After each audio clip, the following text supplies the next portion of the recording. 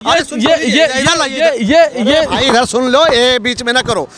हार की बौखलाहट है आप लोगों की, पहले से आप लोग जान गए। आप वही आए थे ना जो घोसी के चुनाव से पहले। ना बटन दबेगा कि साइकिल का जो सामने वाला काला हो जाएगा, उसके बाद इतना बटन दबा कि चेहरा काला हो गया। बहुत अच्छी चापलूसी कर लेते हो, मिलेगा तुमको भी, ठीक है। आना 27 के बाद। इधर सुनिए, ज्यादा भाजपा का पार्ट ले रहे हो। नमस्कार, मैं आपके साथ शाइस्ता, आप देख रहे हैं एनटीवी निष्पक्ष। उपचुनाव को लेकर देश में सरगर्मियां तेज हो गई हैं। एक बार फिर राजधानी लखनऊ में पोस्टर वार तूल पकड़ता नजर आ रहा है। जी हां, ऐसा ही नजारा लखनऊ में समाजवादी पार्टी के दफ्तर के बाहर देखने को मिला। दरअसल पूरा मामला सपा कार्यालय के बाहर लगे पोस्टर का है, जो एक बार फिर चर्चाओं में है। आपको बताते चले, कभी अखिलेश को देश का भावी प्रधानमंत्री तो कभी उनकी पत्नी डिंपल यादव को यूपी का भावी मुख्यमंत्री बताने वाले पोस्टर लगाए जा चुके हैं।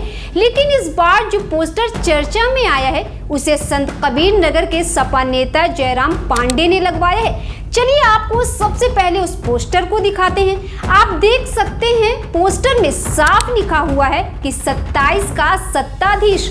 इतना ही नहीं, सपा के पोस्टर पर भाजपा के प्रवक्ता राकेश त्रिपाठी ने अपनी प्रतिक्रिया देते हुए कहा कि जाति मजहब के समीकरण से सपने साकार नहीं होते।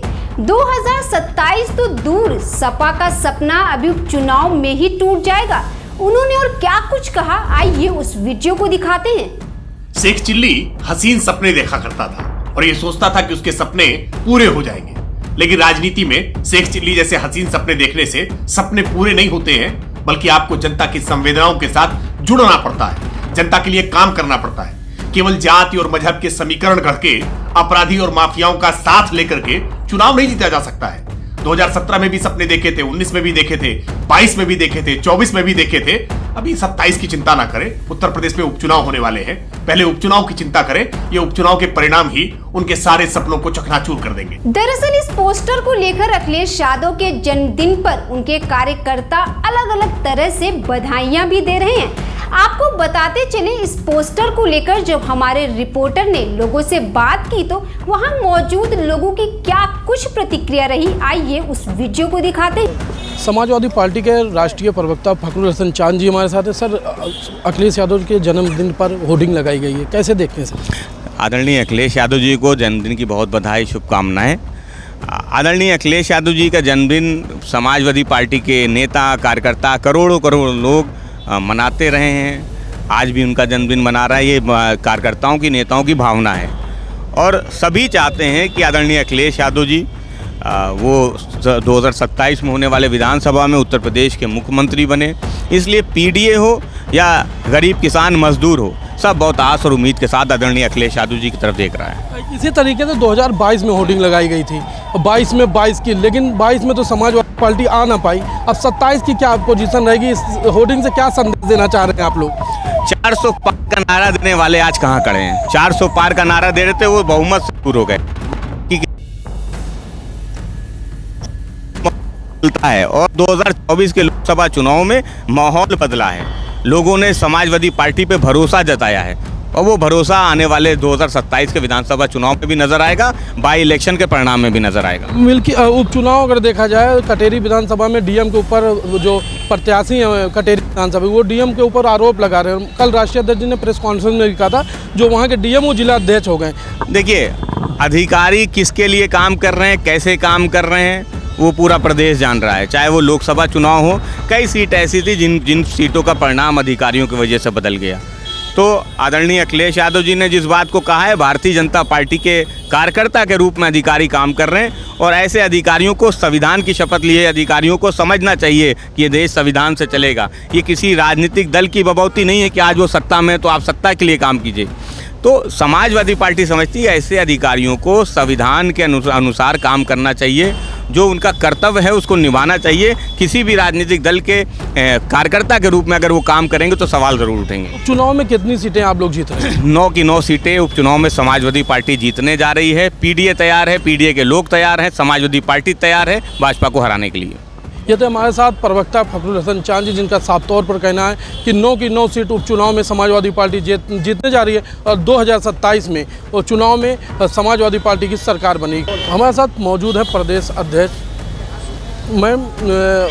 सपा कार्यालय के बाहर होर्डिंग लगाई गई है जिसमें 27 में सत्ताधारी, क्या कैसे देखती हैं होर्डिंग, कितनी सच्चाई है इसमें? ये जो होर्डिंग लगी है ये एक सच्चाई है, ये सच्चाई है क्योंकि इस समय आप देख रहे हैं इस जो बीजेपी पार्टी हमारी है इसकी ऐसी हालत है, हमारी जनता परेशान है, हमारे युवा परेशान है, हर तट का आदमी परेशान है। तो ये जो होर्डिंग लगी है ये बिल्कुल 100% सही है।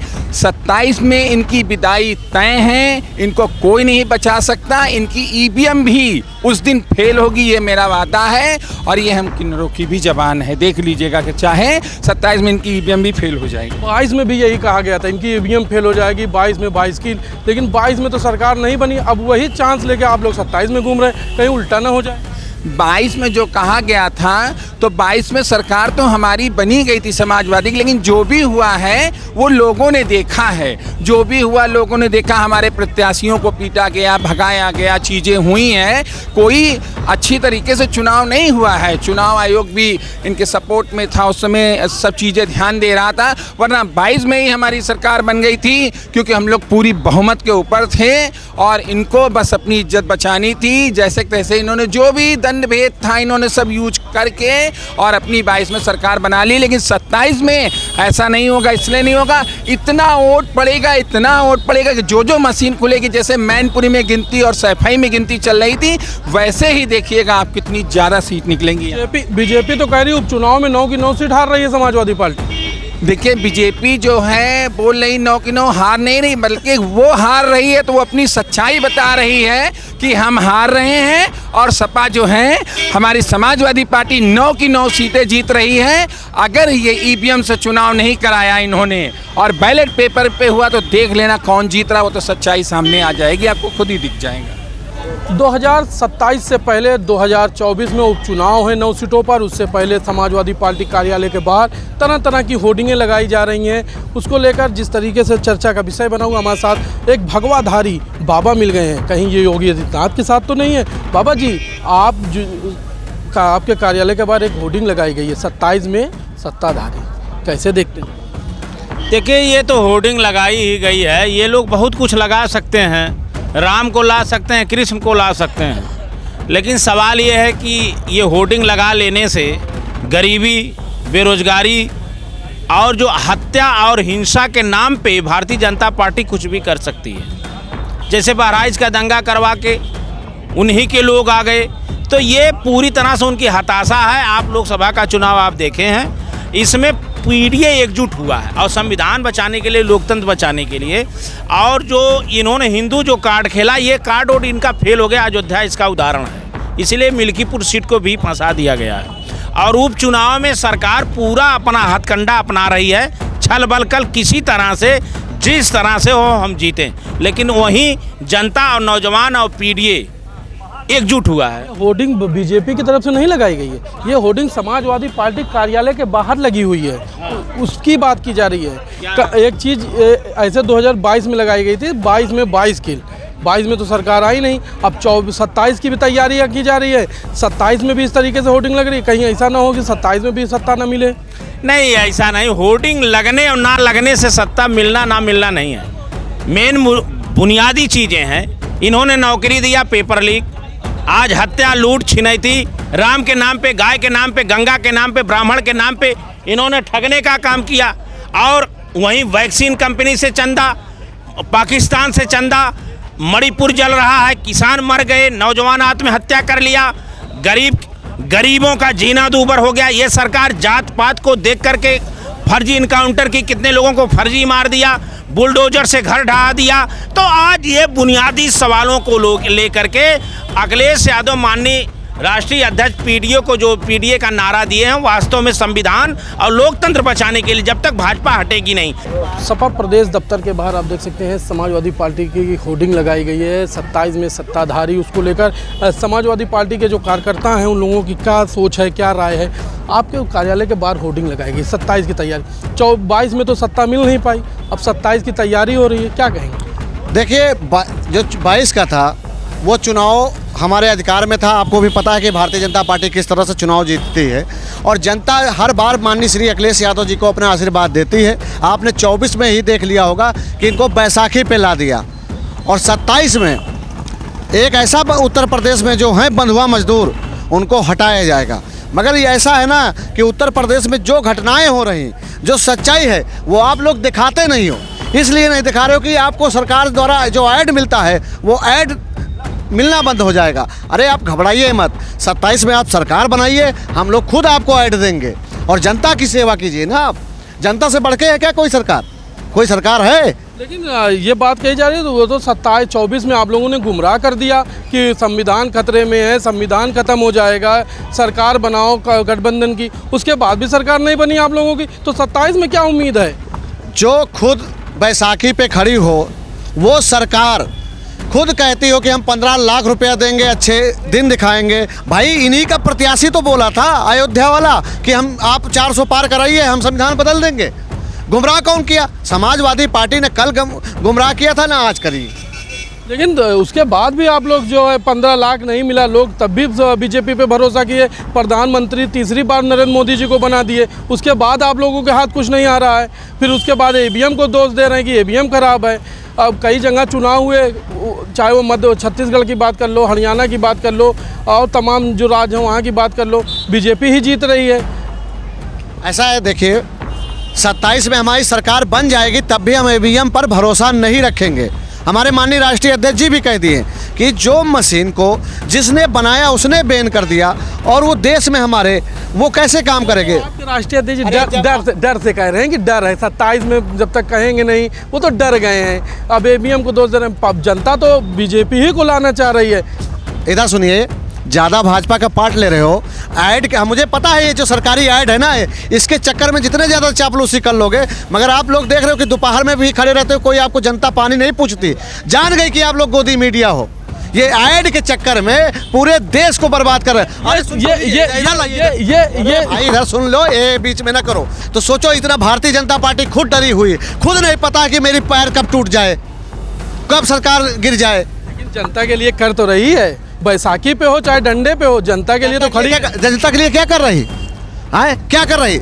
किसान का 10 किलो खाद खा गई, बिजली का बिल बढ़ा दिया तो किसान लोग आत्महत्या कर ले रहे हैं। जो खाद को कह रहे हैं, कल चित्रकूट में देख लीजिए, एक किसान जो है फांसी का फंदा झूल गया। लेकिन इस होर्डिंग से क्या आप लोग जताना चाह रहे हैं? बीजेपी को डरवा रहे हैं क्या? डरा रहे हैं? ये होल्डिंग दिल्ली में बैठे 2 नौकरशाह जो तानाशाह हैं, जो अंडानी और अंबानी के जो नौकर हैं, उनको ये एहसास दिला रही कि जागो, जनता की अगर नहीं सुनोगे 27 में नौकरी से हट जाओगे।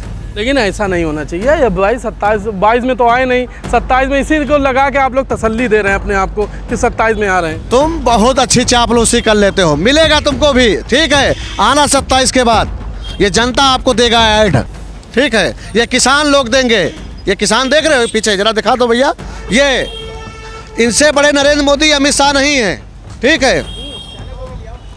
कैसे देख रहे हैं ये होर्डिंग से आप लोग 27 में? अरे छोड़िए 27 तो भी 1 साल 2 साल है, उपचुनाव होना है। उपचुनाव में आप लोग 1 सीट नहीं जीत रहे हैं। उपचुनाव में 10 सीटें जो हैं, जो 10 सीटें हैं वो समाजवादी पार्टी की 9 पे होना है। अरे वो भी आएगी, अभी परेशान, वो डर गए। वो सोच रहे हैं कि हम 9 सीटें जो हैं पहले जीत ले, फिर सारी टीम को हम लगाएंगे, ठीक है। आप देख लीजिए, उत्तर प्रदेश का मुख्यमंत्री एक पैर कटहरी में रख रहा है, एक मिल्कीपुर में रख रहा, बार बार यही कर रहा है। तो जीते अखिलेश जी कल डर से कह रहे हैं कि वो अखिलेश जी डर से कह रहे हैं कि वहाँ डीएम जो है वो जिला अध्यक्ष हो गया भाजपा का, अब आरोप लगाने लगे, अब हारने लगे तो आरोप लगाने लगे। भैया कैसे नहीं, आप देख लो, रात के 1-1 बजे अस्पताल के अंदर सदस्य लगा रहे हैं, तो हम कैसे मान लें कि डीएम सदस्य नहीं होगा? हार की बौखलाहट है आप लोगों की, पहले से आप लोग जान गए। आप वही आए थे ना जो घोसी के चुनाव से पहले आए थे ना आप कहीं जा रहे हैं ना हम जा रहे हैं। ये जो पीडीए है ना, पिछड़ा दलित अल्पसंख्यक, जितना ज़्यादा इन्होंने अत्याचार इस पर किया है ना, जितना ज़्यादा किए हैं, जनता उतने ज़्यादा इनके साथ अत्याचार करेगी। ये बटन नहीं होता अंगूठा का, ये जब दबाना शुरू करेगी ना, तो ये जो जात धर्म में बांट रहे थे ना, इनको भी बांट देंगे। आपको देखना खंभात की खाई में नरेंद्र मोदी और अमित शाह मिलेंगे। 22 में भी आप लोग यही कह रहे थे ना, बटन दबेगा कि साइकिल का जो सामने वाला काला हो जाएगा। उसके बाद इतना बटन दबा कि चेहरा काला होगा। चेहरा किसका काला होगा ये आपको 27 में बता देंगे। ऐसी चुनावी गतिविधियों और नोकझोंक के लिए एनटीवी निष्पक्ष के साथ बने रहें। शुक्रिया। देश विदेश की ताज़ा खबर पाने के लिए हमारे चैनल एनटीवी निष्पक्ष को सब्सक्राइब करें व बेल आइकन दबाना ना भूलें।